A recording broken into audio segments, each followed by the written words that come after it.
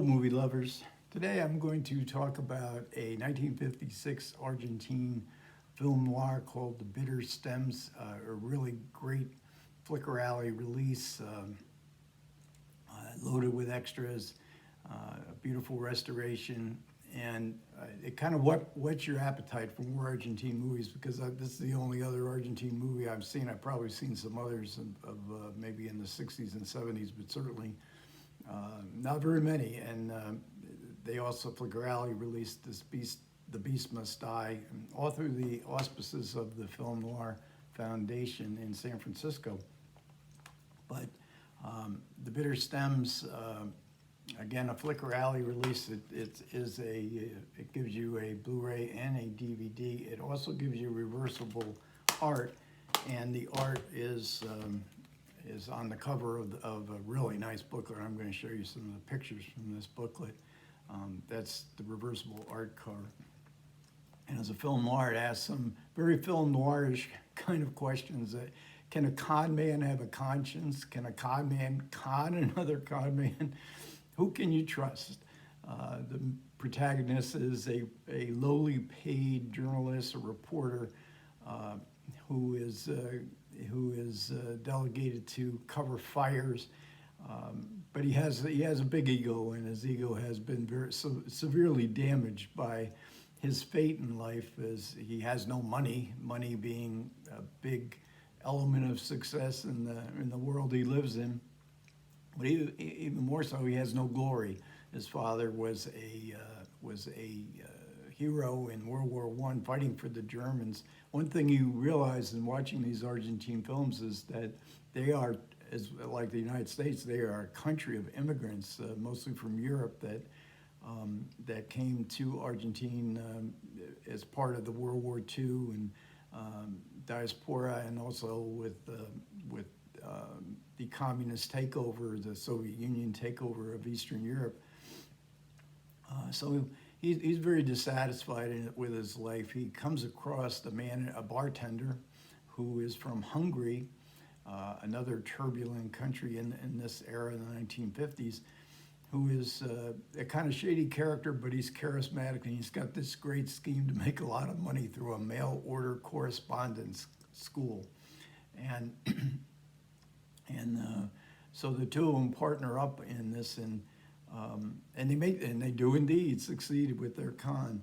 But the story has lots of twists and turns. Mostly, it is the story of a man caught in a trap, a classic noir element. Ordinary man caught in a trap of his own making. He has nobody but himself to blame. So there's lots of twists and turns. It's a very, very clever screenplay. A very elaborate and clever flashback structure to the narrative. I'm usually not a fan of flashbacks, but boy, they really employ this one very well, both visually and as part of the narrative, which also includes a fantastic, about a 4-minute dream sequence that kind of reminds you of Spellbound, the one that Salvatore Dali does in Spellbound, but it really plays out the different themes of the neurotic nature of this reporter's psyche, which is very fragile indeed.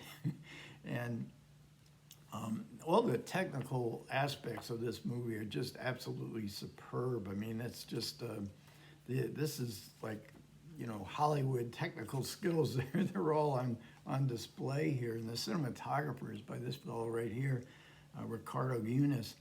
And in the American Cinematographer magazine in 2000, it placed on the 50 best photographed movies of 1950 to 1999.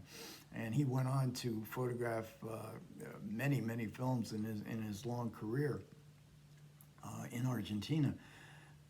And then we have the music, and this guy is actually he wasn't famous to me, but in the world of music, he's very famous. His name is Astor Piazzolla, and he well-regarded, well-known composer. He kind of was a fusion of jazz and tango, and he scored many films in Argentina and also in Europe. And we get an extra with one of the supplements is a interview with his grandson, who is, there's a Piazzolla Foundation that he is the director of, and great memories of his grandfather. And then the director as well, he was and this is the director, I forget his name now, Fernando Ayala. And this is only, I believe, his second film. He had been an assistant. And 1956 is only a year away from when Juan Perón, the ultra-nationalist, kind of fascist ruler, dictator of Argentina, he went out of, he absconded, he had to go into exile. And he, during his 10 years, I guess he was in power. There could be no movies made that weren't extolling the nation.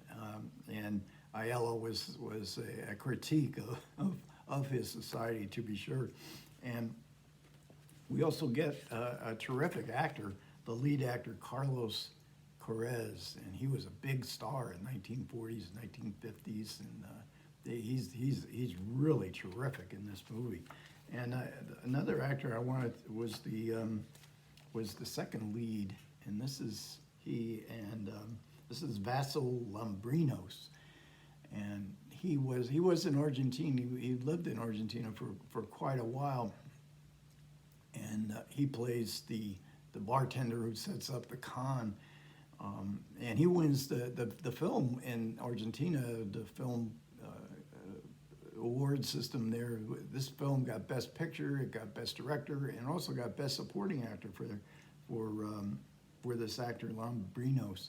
Now, when the film was restored, and it was shown at the Museum of Modern Art, and something like 2015, 2016, something around there, and an unexpected guest arrived to watch the film, and that was Lambrinos himself. He was 90 years old, and he was only living like 3 blocks in New York City, only about 3 blocks away from the Museum of Modern Art. The first time he had ever seen the film with an audience, in a movie theater with an audience. A great story. And if he looks vaguely familiar, after this film, he comes to America. And he was a dancer, a choreographer, but he was in a few films, The Unsinkable Molly Brown, and then years later, he was in They All Laughed, the Peter Bogdanovich film, Audrey Hepburn's last movie, and he played Audrey Hepburn's husband in They All Laughed. So as I said, there's an interview with the Piazzolla family. There is also a great conversation between Eddie Muller, the head of the Film Noir Foundation, and this is with Fernando Martin Pena, and he is the man responsible. He's the head of Argentine Film Society, and he tracks down these films because in Argentina they're not restoring the old treasures of their film heritage is not being done. So in partnership with Eddie Muller, the Film Noir Foundation, he found a film. He had to track it down, and it wasn't in good shape. They had to use the soundtrack from a 16 millimeter print that they found, but they did find a 35 millimeter print. And then if that's not enough, we get a commentary with Imogen Sarah Smith, and as always, it's just a brilliant commentary, and she covers this kind of example of the kind of black and white cinematography, the expressionistic cinematography of the film. Here again, very good lighting, and German expressionism, of course, is what you would find. But Imogen Sarah Smith really gives a great commentary. It's absolutely superb, and she covers so much. It's so well researched, and she just covers all the things you want to know about. She's going to deliver on the things you want to know about. Here's a picture of the bitter stems of the title. So all in all, yet another fantastic Flicker Alley, Film Noir Foundation restoration. Highly recommend it. Okay, thanks a lot for everybody who managed to listen to me. I do appreciate it. Comments are welcome. You guys take care.